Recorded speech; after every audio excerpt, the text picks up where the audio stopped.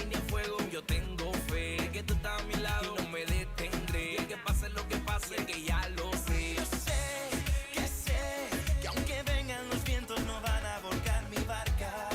Nos cargo de eso, Señor Padre, bendiga estas ofrendas que le hemos traído, que hemos preparado, que hemos apartado, Señor, y que usted las use conforme a su voluntad para su honra y su gloria, Señor.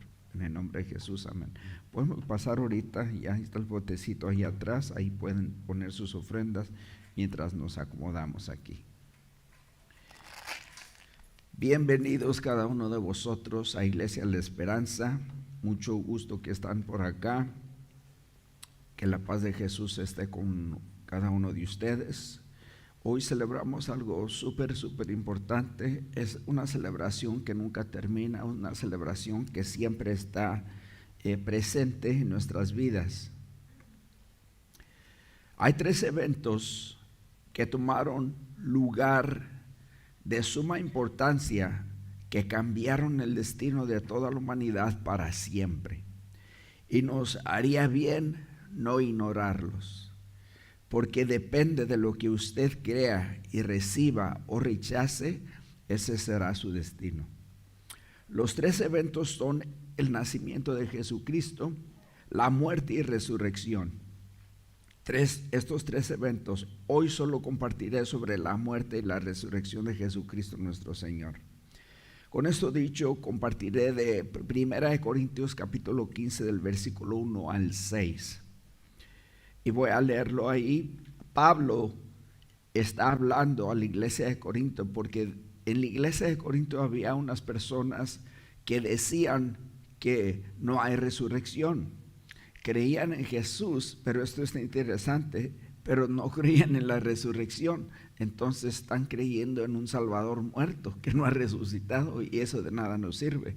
Entonces Pablo corrige ese asunto. No lo vamos a leer todo el capítulo, simplemente vamos a sacar 2 cosas de esto. En primer lugar, o 3 cosas. En primer lugar, Pablo les declara que lo que él ha compartido con ellos es el evangelio, es la verdad, y si lo creen son salvos, y si no, no va a haber salvación. Versículo 1 dice: además os declaro, hermanos, el evangelio que os he predicado, el cual también recibisteis, en el cual también perseveráis, por el cual asimismo, escuche, si retenéis la palabra que os he predicado, sois salvos; si no, creísteis en vano. La persona que recibe el evangelio lo entiende, lo cree, lo entiende, pero no persevera en eso, dice Pablo, entonces quizás no eres salvo. Pero si lo guardas y lo practicas, entonces es evidencia que sí la persona sí es salva. Y ahora aquí en el versículo 3 hasta el 4 vamos a entrar ahora en lo que es nuestro estudio para celebrar la Pascua. Y voy a hacer esto un poquito diferente de lo tradicional. Contamos siempre las historias de Pascua, pero hoy voy a tocar este tema, el propósito de la muerte y resurrección de Jesucristo. El propósito de la muerte y resurrección de Jesucristo. ¿Cuál es el propósito? Eventos que se llevaron a cabo hace más de 2000 años y que tienen un gran significado y aplicación para nosotros en este día. Lo que Dios hizo hace más de 2000 años tiene un gran significado para usted en este día. Ahora, quiero enfatizar que aunque es para todos, le aplica personalmente a usted esto, a cada uno de nosotros. Entonces Pablo dice aquí, porque primeramente, 1 Corintios 15:3, porque primeramente os he enseñado lo que asimismo recibí. Notemos que aquí Pablo dice lo que asimismo recibí.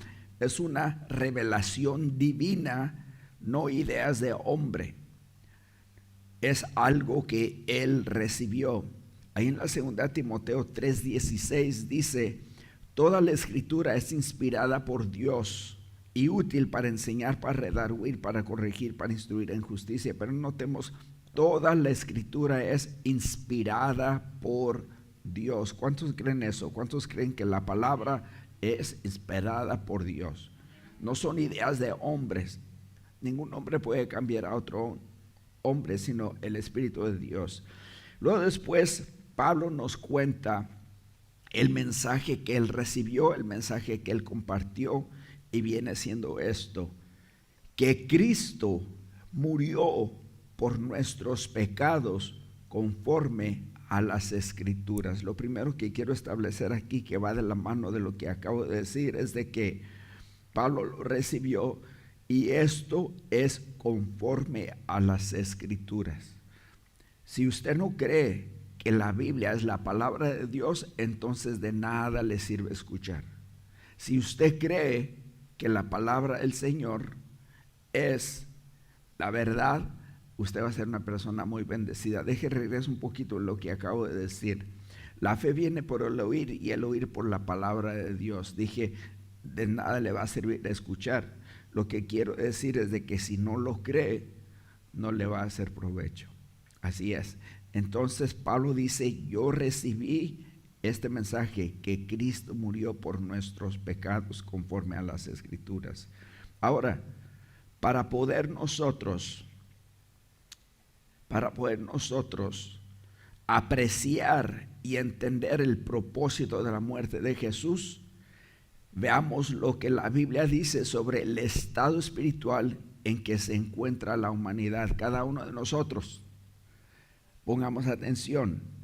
Para que podamos apreciar la muerte de Jesús, primero tengo que apreciar el estado espiritual en el cual se encuentra la humanidad. Y eso empezó desde Génesis capítulo 2 del 16 al 17. Yo se lo voy a leer. Y donde Dios puso a Jehová en el jardín del Edén. Él lo plantó ahí en el huerto. Y dice: y mandó Jehová Dios al hombre, diciendo: de todo árbol del huerto podrás comer, mas del árbol de la ciencia del bien y del mal no comerás, porque el día que de él comieres, ciertamente morirás. Unas personas dicen que fue una manzana, por eso los hombres tenemos este huesito aquí. Lo dudo, no sé lo que haya sido, no sé qué clase de fruto, pero eso no tiene nada que ver con esto. El asunto es de comieron del árbol que no deberían de haber comido, y Dios le dio esta orden divina. Ahora, entonces, de ahí brincamos más adelante en el libro de Romanos. Pablo escribe Romanos 5:12 y dice así: por tanto, como el pecado entró en el mundo por un hombre, y por el pecado la muerte, así la muerte pasó a todos los hombres por cuanto todos pecaron. ¿Cuántos de ustedes han recibido una herencia? Cada uno de nosotros hemos recibido una herencia. ¿Sabe cuál fue? La del pecado. Y aquí está. Por tanto, como el pecado entró en el mundo por un hombre, Adán y Eva, y por el pecado la muerte, así la muerte pasó a todos. Ahí está la herencia, los hombres, por cuanto todos pecaron. Eso hemos recibido. Unos dirán: ay, Adán, ¿qué nos hiciste? Pero le aseguro que si usted hubiera estado ahí, I don't know qué iba a pasar, y hubiéramos estado igual. Porque la humanidad, ¿verdad? Entonces, ese es el pecado de Adán, de Eva, que se trasladó a nosotros, y de generación en generación ha sido lo mismo. Desde que nacen las criaturas, desde que están chiquitos, esos bebitos angelitos, a veces son, por favor no se ofenda, lo estoy diciendo como dicen en buena onda, son unos verdaderos diablitos a veces. ¿Quién sabe de lo que estoy hablando? ¿Cuántos de ustedes comenzaron a corregir a sus niños desde que estaban chiquititos? No lo hagas. Y el chiquito hasta levanta la mano, dice que le quiere pegar a papá. así de chiquitos.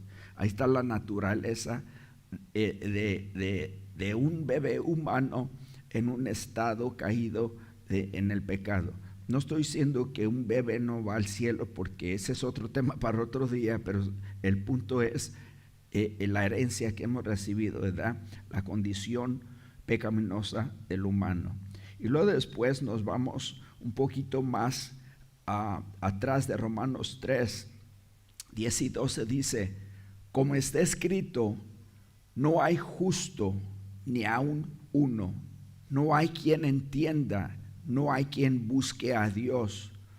Todos se desviaron, aún se hicieron inútiles. No hay quien haga lo bueno, no hay ni siquiera uno. Dios mira a la humanidad y dice: esta es la humanidad.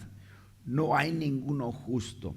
No hay ninguna sola persona que sea justificada delante de Dios para que pueda entrar al cielo por sus propios méritos, por sus propias buenas obras, etc. Entonces, este es el estado en el cual nos encontramos. Y luego después regresamos allí en Romanos 3:23, perdón, a Romanos 6:23. Ahora, el pecado trae un juicio. Todo humano va a ser juzgado si no arregla ese asunto con Dios. En Romanos 6:23 dice: porque la paga del pecado es muerte, mas la dádiva de Dios es vida eterna en Cristo Jesús, Señor nuestro.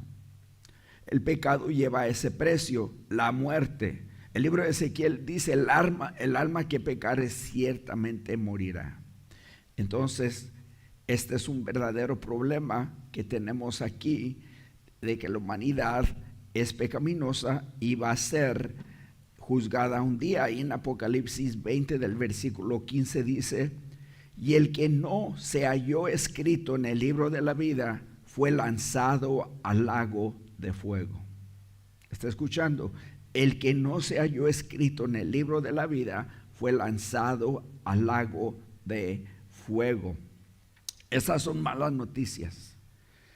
Pero Dios diseñó un plan para salvar a la humanidad, para salvarte a ti de este juicio. He aquí el propósito de la muerte de Cristo. Está en Isaías 53, del 4 al 7. Vamos a ver el plan de Dios, el propósito de la muerte de Cristo. Ya vimos que el humano está en una condición perdida. El pecado nos va a llevar al juicio. Entonces Dios planeó esto y diseñó este plan para que usted no fuera juzgado. Y dice aquí: ciertamente llevó Él nuestras enfermedades y sufrió nuestros dolores, y nosotros le tuvimos por azotado, por herido de Dios y abatido. Mas Él herido fue por nuestras rebeliones, molido por nuestros pecados. El castigo de nuestra paz fue sobre Él, y por su llaga fuimos nosotros curados. Cuando dice curados, se está hablando del pecado. Y escuche esto, va de la mano de lo que dice Pablo: todos nosotros nos descarriamos como ovejas, cada cual se apartó por su camino, mas Jehová cargó en él el pecado de todos nosotros. Cada quien decide qué camino va a tomar. Eso está diciendo. Todo humano dice: yo me voy por acá, unos por acá, por donde quiera. Miles de religiones, miles de ideas de cómo llegar a Dios. Y dice: cada quien se apartó por su propio camino, descarriados como ovejas. Pero luego Dios dice, escuche bien, cada cual se apartó por su camino, mas Jehová cargó en él, en Cristo, el pecado de todos nosotros. Y para ver las cosas más claras, voy a llevarlos a la primera de Pedro 3:18, porque aquí en este versículo usted se va a dar cuenta el propósito de la cruz, aunque yo sé que todos aquí lo sabemos, pero esta es la palabra que Dios nos dio para este día. Quizá alguien que está escuchándonos en línea no comprende exactamente el porqué de la cruz, por qué tuvo que morir Jesucristo. Hace años, antes de que el Señor me pescara a mí, se me vino una imagen, literalmente una imagen de un hombre que golpearon, un hombre que pusieron en una cruz. No podía ver su rostro, pero el resto de su cuerpo, o sea, estaba molido, sangre por donde quiera. Y miré esta imagen y me tocó y comprendí que era Jesús. Y grité con todas mis fuerzas y pregunté, y más bien dije, ¿por qué te hicieron eso? Un año después, cuando Dios me pescó, me di cuenta y supe el por qué Jesús sufrió, por qué la pasión de Cristo, por qué la muerte de Cristo, cuál fue su propósito. Primera de Pedro 1, versículo 18 dice, porque también Cristo padeció o sufrió una sola vez por los pecados. Y aquí está, no se lo pierda, el justo por los injustos para llevarnos a Dios, dice la Escritura. Déjenlo, vuelvo a leer. Porque también Cristo padeció una sola vez por los pecados, el justo por los injustos para llevarnos a Dios. Jesús es justo porque Él es el Hijo de Dios y Él es santo. Él es el justo. Y aunque Él no hubiese pecado, lo pusieron en una cruz, inocente. Pero Él cargó el pecado por todos nosotros. Un ejemplo es cuando, por ejemplo, alguien comete un error o alguna falla, ¿verdad? Una infracción o un crimen. Lo arrestan, va a corte y la persona es juzgada. Y el mismo juez viene siendo el padre de la persona que ha sido arrestada. Entonces él dice, bueno, alguien tiene que pagar por la sentencia, ¿verdad? Entonces el juez lo sentencia a 3 años de prisión o 1 año, lo que sea, pero luego después él se levanta de su banca y dice, yo voy a tomar su lugar. El justo por los injustos. El santo por los que no son santos. Jesús dijo, dame tu pecado y yo te doy mi justicia. Vamos a cambiar lugares. Y Jesús, el justo por los injustos, murió, tomó tu pecado, todo tu pecado, fue puesto en su cuerpo y fue clavado en una cruz. El justo por los injustos. El propósito para justificarnos delante de Dios por medio de su sacrificio y para llevarnos finalmente a Dios, para llevarnos a Dios. Jesús dijo, yo soy el camino, yo soy la verdad, yo soy la vida y nadie va al Padre si no es por mí. Si quieres ir al cielo, tienes que pasar primero por el sacrificio de Jesús. Tienes que recibir primero a Jesús. No hay otra alternativa. Me pongo a pensar en cómo Jesús, de la manera que Él sufrió cuando, por ejemplo, le pusieron la corona de espinas. Quise conseguir estos objetos, pero realmente no los encontré. La cruz en aquel rumbo, en aquella tierra, hay una planta que tiene unas espinas así de largas, 2 pulgadas, casi 3 pulgadas. Entonces eso fue lo que tomaron y la cortaron, la rama, y le hicieron como un tipo corona. Y eso es lo que le clavaron a Jesús. en su cabeza, en su frente. Todas estas espinas se las clavaron en su cráneo, en su cabeza, ¿verdad? Y luego después, el modo que lo azotaron era una herramienta que ellos usaban. Tenía el mango así de largo, un pie de largo, y los diferentes, como 9 correas, 9 tiritas, y entre las tiritas tenía metal y hueso. ¿Cuántos vieron La Pasión de Cristo? Es exactamente lo que les sucedió. Y cuando lo pusieron a Jesús para azotarlo, hágame un favor los que pueden, estire así los brazos como si va a abrazar a alguien. Hágalo ahorita. ¿Qué sintió? ¿Qué sintió en la espalda? La espalda se le abrió, se estiró y se abrió. Pusieron a Jesús como un poste, lo ataron con la espalda bien estirada y así le dieron los golpes en la espalda. Imagínense, él fue azotado de esa manera por amor a ti. Los golpes que él recibió, la corona que le pusieron. Ahora, Jesús pagó la deuda del pecado. Pagó una deuda que no debía, porque nosotros tenemos una deuda que nunca podremos pagar.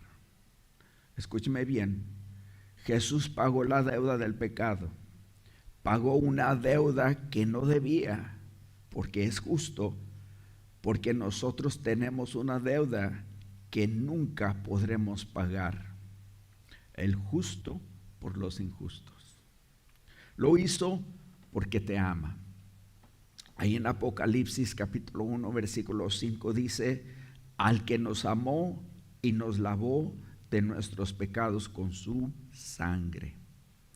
Y ahí en Romanos 5:8 dice así: mas Dios muestra su amor para con nosotros en que, siendo aún pecadores, Cristo murió por nosotros. El diablo no quiere que la gente comprenda esta verdad. No quiere que comprenda la gente que es el sacrificio de Jesús que nos salva y no sus buenas obras. De otra manera, Pablo dice en Gálatas 2:20: si por nuestras buenas obras y por la ley, si cumpliendo los mandamientos uno puede ser salvo, entonces ¿para qué murió Jesús? Dice Pablo. O sea, ¿para qué? Pero nadie puede salvarse a sí mismo por sus propias obras. Entonces ahí la palabra también nos dice algo interesante. ¿Sabes por qué estos lugares están vacíos? Le voy a decir por qué. Y está la respuesta aquí. Antes de continuar, Dios nos amó, Romanos 5:8, y dio su vida por nosotros. El diablo no quiere que uno comprenda esta verdad. Él quiere que la gente piense que por sus buenas obras uno va a ser salvo. Miren lo que dice la 2 Corintios 4:4. Hay un diablo y hay demonios. Y lo que el diablo ha hecho y está haciendo en la vida de mucha gente es que están bajo el poder del diablo según las escrituras. Dice 2 Corintios 4:4, en los cuales, hablando de los incrédulos, el Dios de este siglo, el diablo, dice, en los cuales el Dios de este siglo cegó el entendimiento de los incrédulos para que no les resplandezca la luz del evangelio de la gloria de Cristo, el cual es la imagen de Dios. ¿Por qué es que el mensaje está tan claro y la gente no lo comprende? Porque están bajo el dominio del mismo diablo, bajo el poder del diablo. Y aquí dice que el diablo ha cegado el entendimiento de la gente. El diablo es poderoso y puede cegar a las personas, pero no es el todopoderoso. Entonces este mensaje está más claro que el agua que tomamos. Somos pecadores, Jesús murió por nosotros, el justo por los injustos. ¿Por qué es que tuvo que morir? Bueno, para salvarnos del pecado. Y la palabra dice en el libro de Hebreos que sin el derramamiento de sangre no hay perdón de pecados. En el jardín del Edén, después de que Adán y Eva pecaron, ¿sabe lo que Dios hizo? Aparte de la plática que tuvieron, aparte de que todo el mundo estaba culpando a todo el mundo, nadie quería asumir su responsabilidad y aceptar su pecado. Dios le dijo a Adán, ¿qué ha pasado? Adán dijo, no, pues la mujer que tú me diste. Y Eva, no, pues el diablo me tentó. Y el diablo, pues, ¿qué iba a decir? ¿Verdad? Y eso está aún todavía bien activo, ¿verdad? Entonces, ¿qué es lo que Dios hizo después de eso? Tomó un cordero, este animalito, lo tuvo que matar, tuvo que derramar sangre para cubrir el pecado de Adán y de Eva, para cubrirlos. Desde entonces, ¿verdad? Y luego se llegó el momento donde el justo por los injustos derramó su sangre. Y la Escritura nos dice que cuando Juan Bautista miró a Jesucristo, dijo, he aquí el Cordero de Dios que quita el pecado del mundo. Lo quita. Entonces, mis hermanos, podemos ver el por qué es que la gente no cree. Ahí en Colosenses 1, 12 y 13 dice, con gozo dando gracias al Padre que nos hizo aptos para participar de la herencia de los santos en luz, el cual nos ha librado de la potestad de las tinieblas y trasladado al reino de su amado Hijo. Entonces la Escritura es clara. El diablo tiene a mucha gente atada, están ciegas espiritualmente, pero Dios ya hizo algo al respecto. Ahora, el propósito de la resurrección. Se nos termina el tiempo, pero el propósito de la resurrección es que nos justifica delante de Dios. Ya vimos lo de la muerte, ya vemos que la muerte y hay muchas cosas más, pero principalmente la muerte de Cristo nos limpia, o la sangre de Cristo nos limpia de todo pecado, el justo por los injustos. Ahora la resurrección. Y Pablo dijo ahí en la Escritura, porque primeramente os he predicado que Cristo murió por nuestros pecados y que resucitó de acuerdo a las Escrituras. Jesús vive y un día lo vamos a ver. Entonces ahí en Romanos 4:25 dice que la resurrección de Jesús nos justifica a nosotros, el cual fue entregado por nuestras transgresiones y resucitado para nuestra justificación. ¿Qué quiere decir eso? La resurrección confirma que Dios aceptó el sacrificio de Cristo. Dios aceptó el sacrificio de Cristo por nuestros pecados y nos da acceso a una relación con Él y vida nueva en Cristo Jesús. Si Jesús no hubiese resucitado, hermanos, estamos perdiendo nuestro tiempo. Y vámonos a casa. ¿Para qué unirnos? ¿Para qué vivir en una mentira? ¿Cuántos de ustedes creen que Jesús vive? ¿Cuántos de ustedes pueden decir lo que dice la Escritura? Mis ovejas conocen mi voz y me siguen. ¿Quién conoce la voz de Jesús? La muerte de Jesús también la resurrección demuestra que Él venció la muerte. Ahí en la primera de Corintios 15 del 55 al 57 dice así: ¿dónde está, oh muerte, tu aguijón? ¿Dónde, oh sepulcro, tu victoria? Ya que el aguijón de la muerte es el pecado y el poder del pecado la ley. Mas gracias sean dadas a Dios que nos da la victoria por medio de nuestro Señor Jesucristo. Uno puede decir como creyente: ¿dónde está, muerte, tu aguijón? ¿Dónde, oh sepulcro, tu victoria? Porque el pecado ya no tiene poder sobre los creyentes.